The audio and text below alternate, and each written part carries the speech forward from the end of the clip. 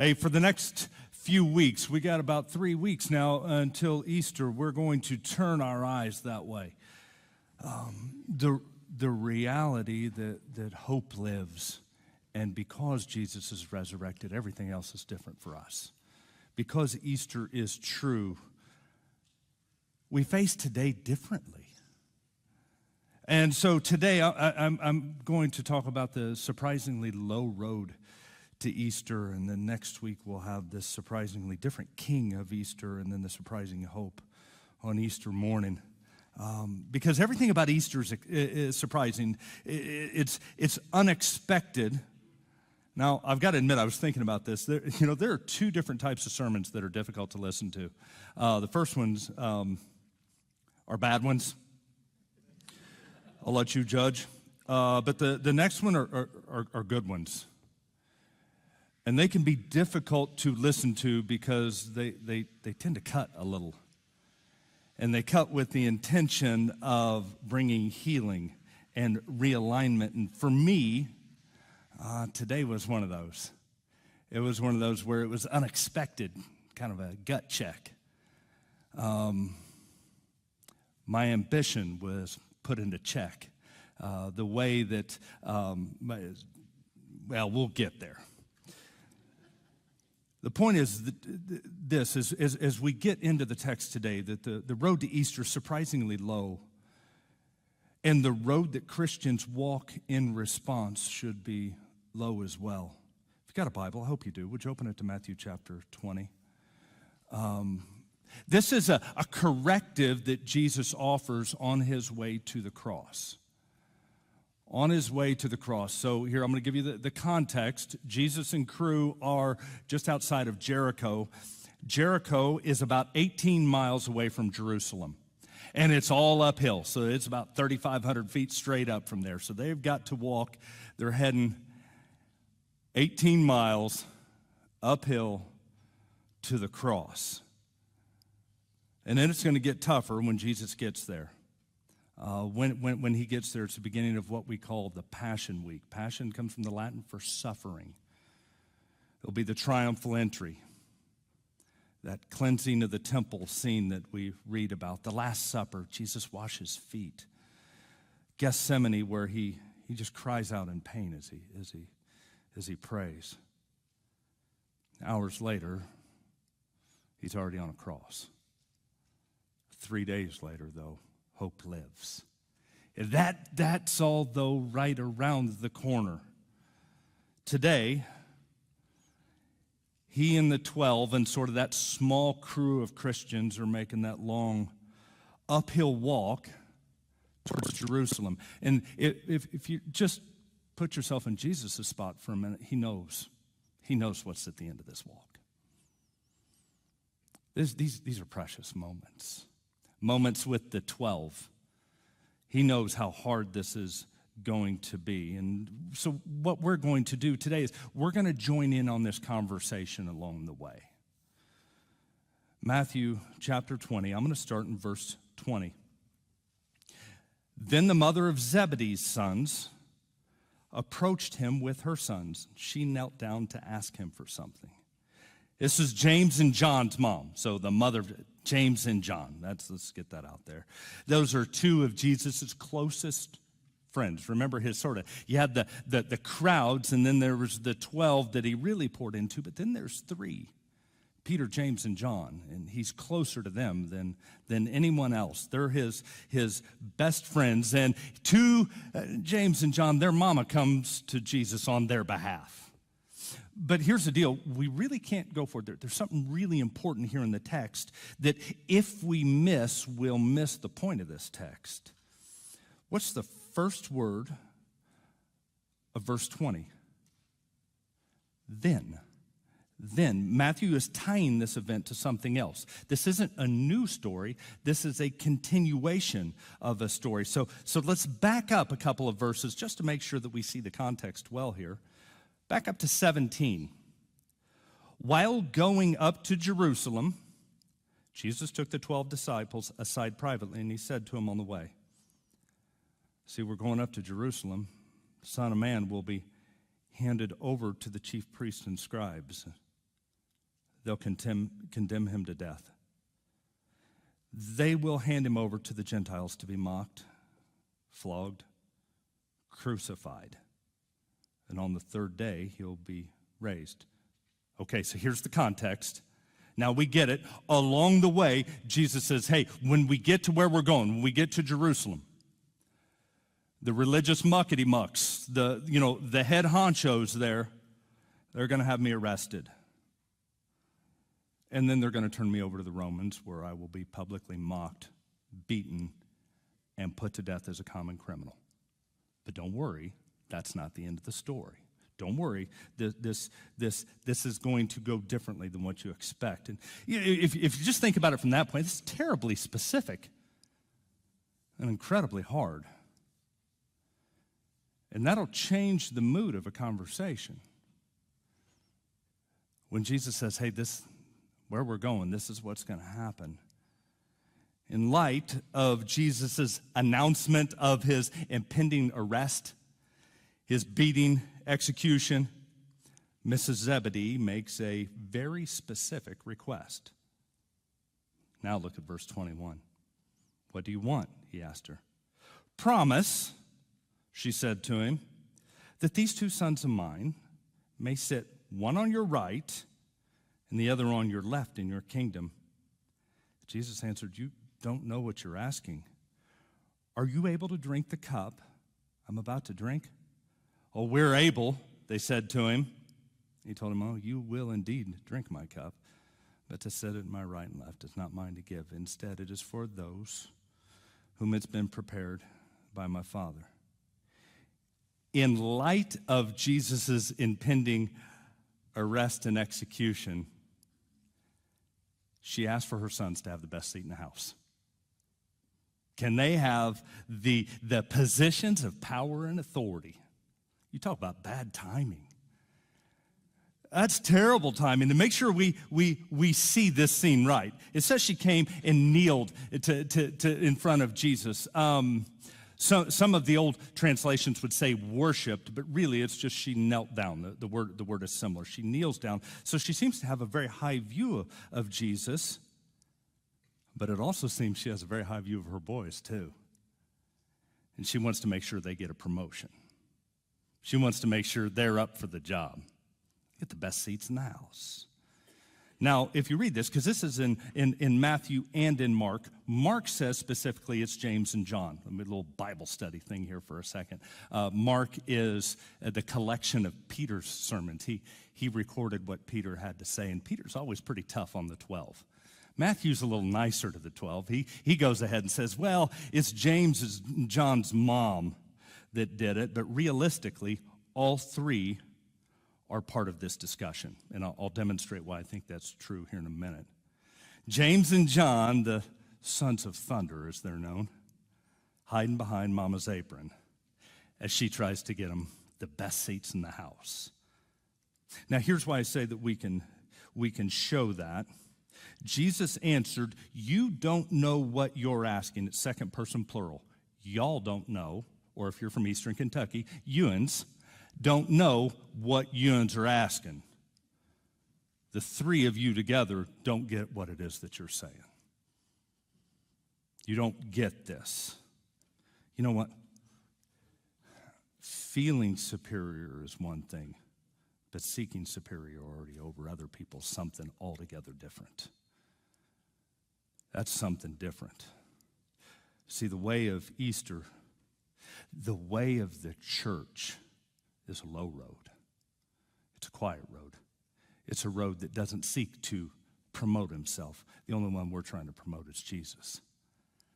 Now, it's easy to think, oh, this is just a one-off, so maybe they made a mistake here, right? Just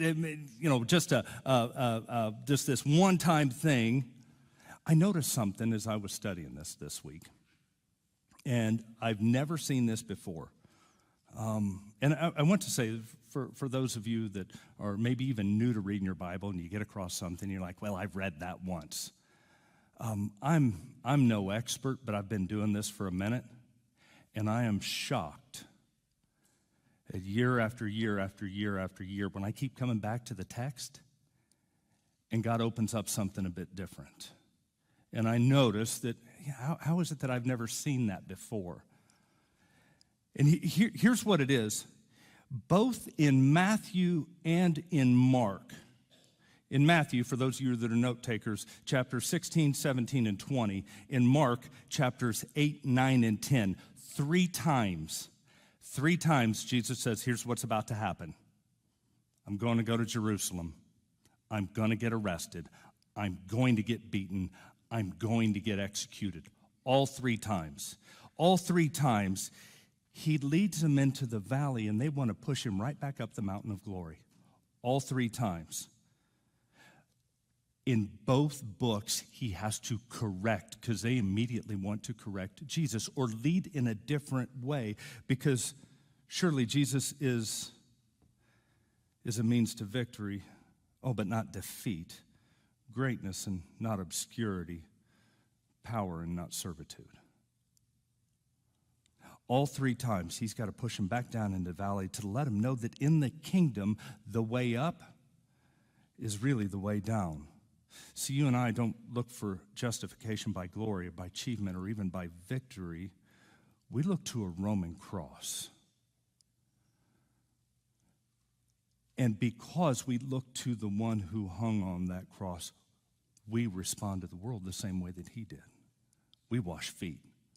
That's what we do.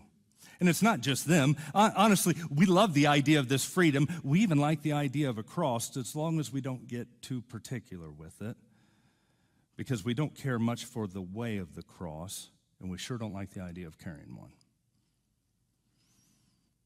We love the idea of victory, even a hard-fought one, all the while the Sermon on the Mount just feels almost foreign. I mean, it almost feels foreign, and that low, difficult road through the valley is the right way, and honestly, that's a hard teaching. When you and I give our lives to Christ, we're adopted into the royal family. We become citizens of a kingdom that's greater than us. And that kingdom works different than the rest of the world. That's why Jesus' words sometimes are confusing. Victory comes through the public execution of its champion. Don't worry about climbing a ladder. Don't worry about advancement. If you want to be great, do the lowliest of tasks. If you worry about if you want to worry about getting wealth, don't do that. Instead, give things away.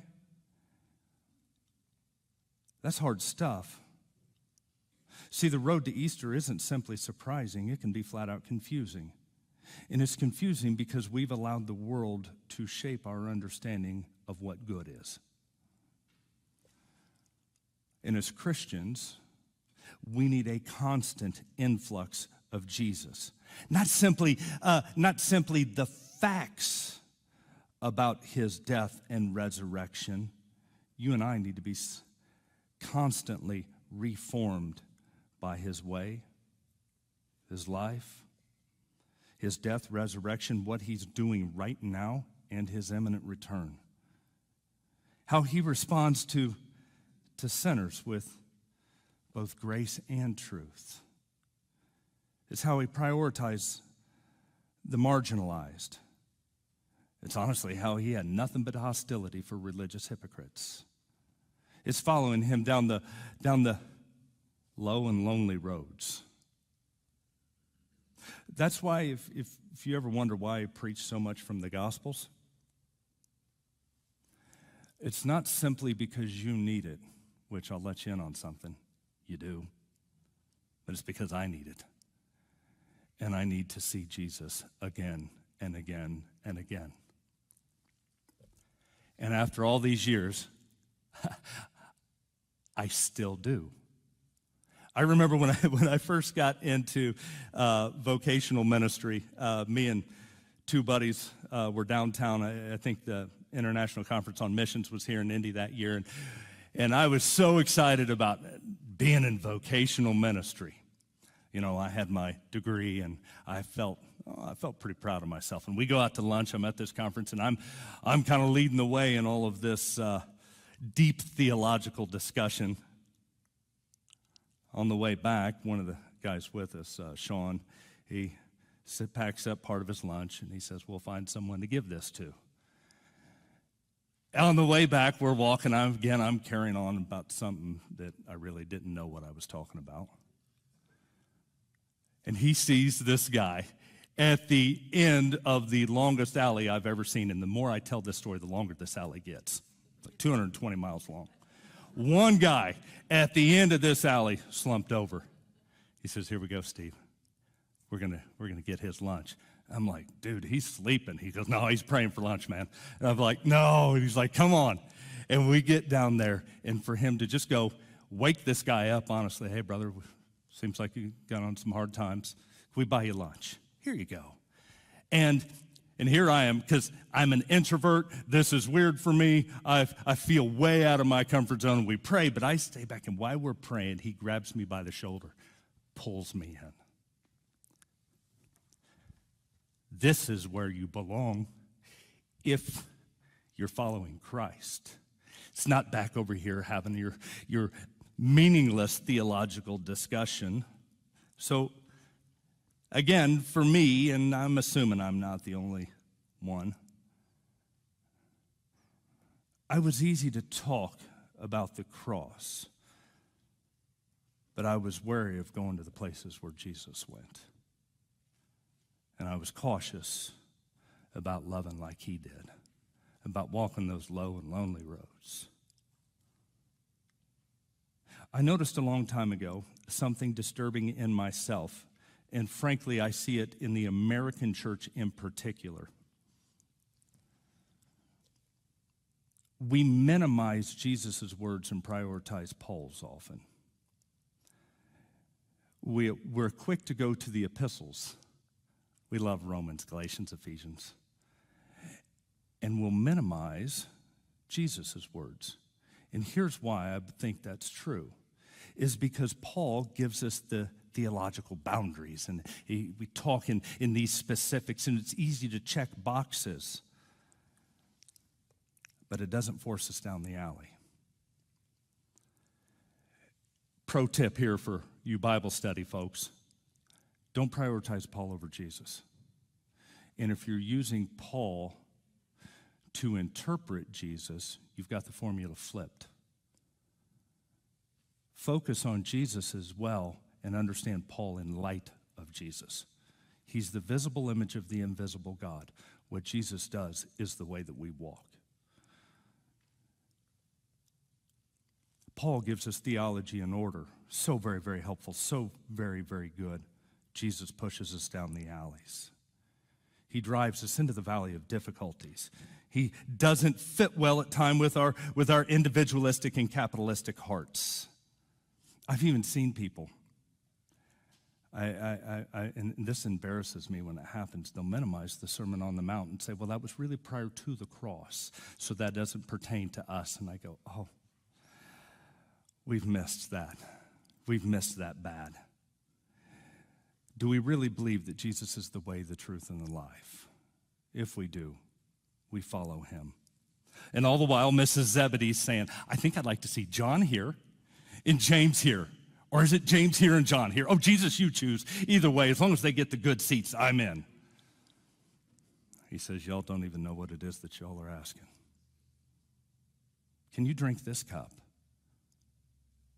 Can you pay the price that I'm about to pay?" is what Jesus says. If you've studied your Old Testament, the cup represents, well, the wrath of God. Jesus knows what's coming. The cup, the sum total of wrath for all of the sins of humanity. It's staggering. It's staggering. It's a prospect so difficult that it even rocked Jesus. Even Jesus. Think about in the garden. What's he say?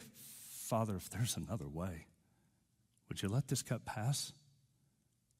But if it can't be, the only way forward is this: your will, not mine." Y'all ready for this? James and John, you want the best seats. Are you ready for that? And it's interesting to me that Jesus says something almost contradictory. You think you can drink this cup. In other words, you can't drink this cup. Right? The parable of the sower, we just dealt with that. It taught us that there are plenty that under the pressure will fall away, right? As a matter of fact, the very presence of Judas right now shows that's true. He said, oh, you will drink. There is a difficult cup for you. James would be the first.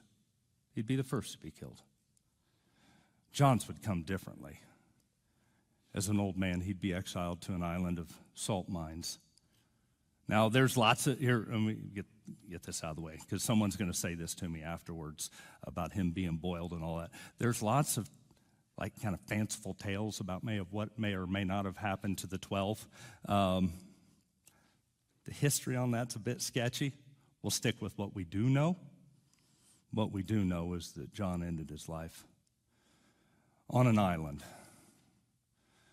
called Patmos, where it was a salt mining island. He was exiled there. But either way, they had difficulty ahead. And somehow their smaller cups would point to his larger one. Look at verse 24. When the 10 disciples heard this, they became indignant with the two brothers. Indignant's a fancy way of saying they got ticked. No, Matthew doesn't tell us exactly why they got ticked. You know, they got ticked because they did this. But if we know people, really what they got ticked about was that they asked first. Zebedee's wife went and asked first. So now they're going to get the seats. But then when Jesus corrects them, then you're able to sit up on your high horse and look over your nose and go, you should have known better. Shame on you. You're on the outs. Did you notice that even during Jesus' earthly ministry, the church had problems? There was one-upmanship, positioning. Even when Jesus was there, that kind of business got no place in the church. And because here's the deal, I love every one of them, but we're a room full of sinners, right? Because we're a room full of sinners, even the best churches struggle with this. The push to be up front, the push to be in a position of prominence of some fashion, to be the keepers of the gate. I got to write a little research piece a while back on what it took to replant dying and declining churches. And part of what I written, I called Facing the Cartels. You know, the ones that keep everything in order. Tough stuff, because this sort of stuff lives in churches as well, unfortunately. Look at verse 25. Watch how Jesus corrects it. Jesus calls them over and said, you know that the rulers of the Gentiles lord it over them. Those in high positions act as tyrants over them. It must not be like that among you. On the contrary, whoever wants to be great among you must be your servant. And whoever wants to be first must be your slave. Just as the Son of Man didn't come to be served, but to serve, and to give his life as a ransom for many. He says, hey, it can't be like this among you. In the church, it can't function like that. We're not going to have these positions. You don't get to vie for where you get to be or demand where you're going to be up front. That doesn't work like that. There's not a ladder. If you want to be great, serve. The word there, here's your fancy word for the day, is diakonos. It's where we get the term deacon. You've heard of a deacon? Diakonos, it literally means table waiter. You want to be great? Wait tables. Now, if you think about what did James and John's mom just ask for? Give them the best seat at the dinner. Give them the best seat. So he goes, You know who the most honor goes to? It's the ones who are waiting the tables.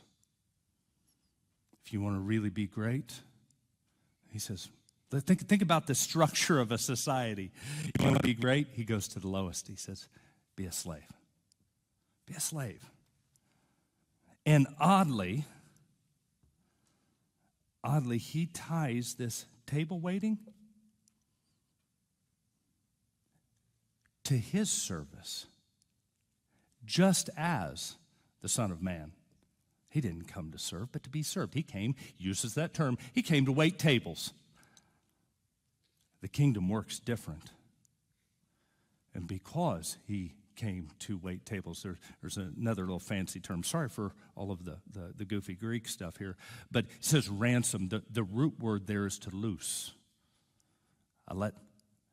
Because I do this, folks are let loose.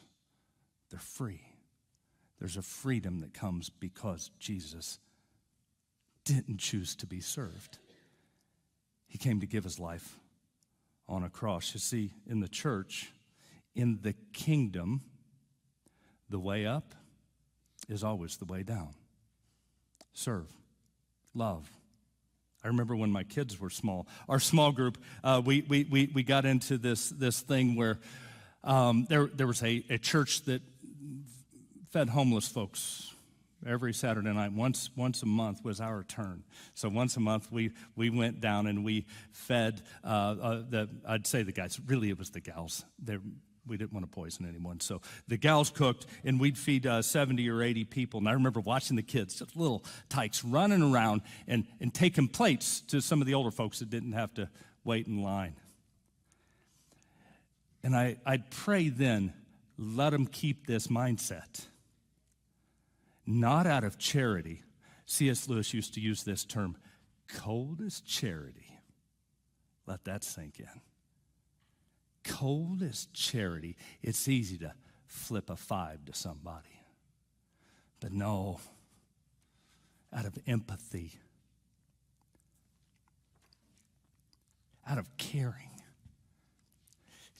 to see in the lowest the image of God and to prioritize that.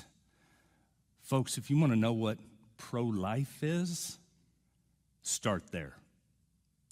Seeing the image of God in people. I said, God, help them to keep that. Not out of charity, but out of empathy and love. You know, every Sunday, we roll in here. Now, I'll say this, but I was 3 minutes late today, and there's folks out here waiting on me. So typically, I get here just before 7. Typically, we're here about a quarter till. And every week, there are folks in here walking around quietly, putting up chairs for everybody to sit in, putting the stage together, putting up lights, making coffee.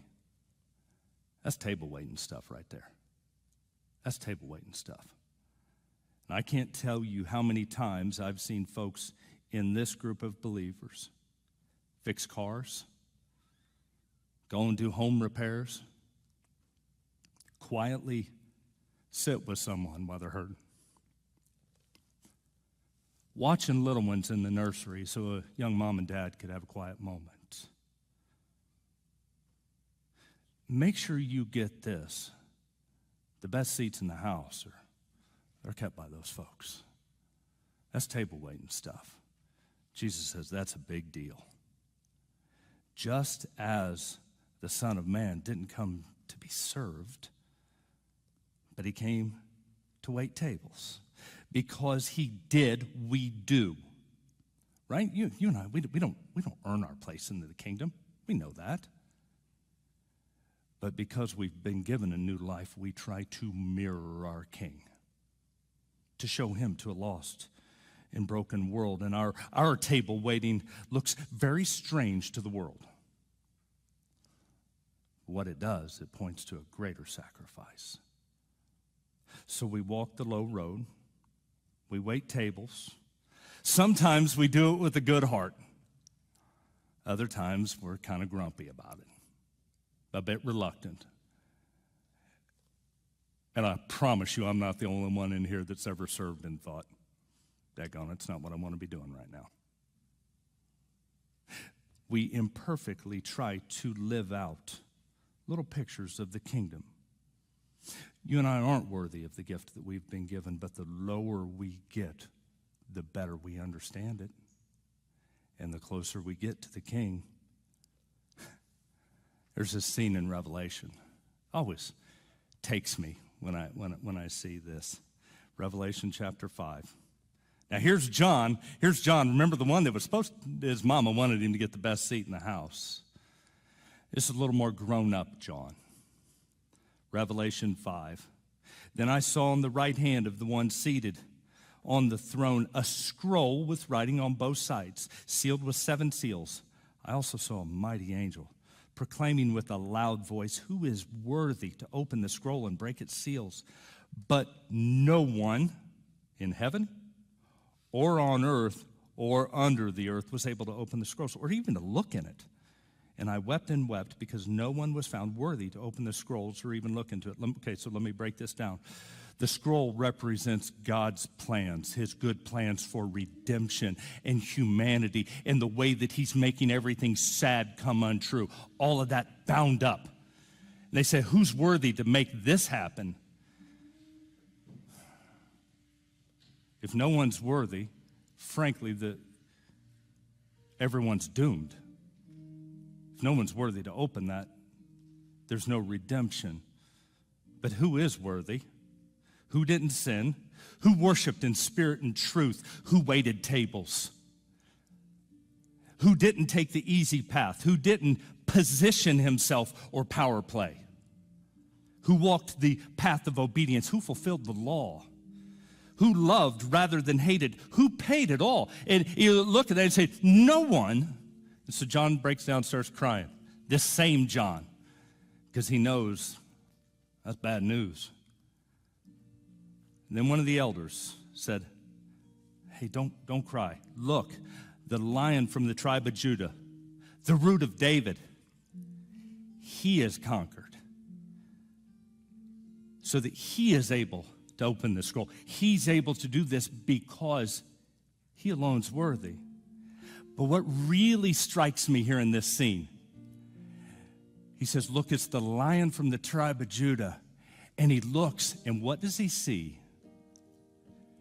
He looks for a lion, but he sees a lamb. Oh, it's a very different sort of kingdom. The way up is very, very different. He sees a lamb, one that was slain, one that paid the price. The road to Easter is a surprisingly low road. My invitation to you is, let's walk it together.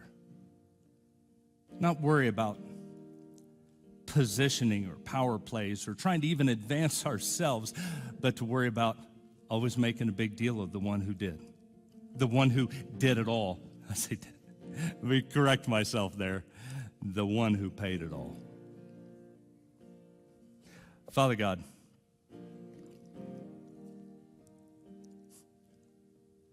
you didn't have to do this. It's not that we loved, but that you loved us. And you sent your Son as a propitiation for our very lives. Thank you. Help us to reflect that. Not just here, but throughout the week. All because you loved us first. Amen.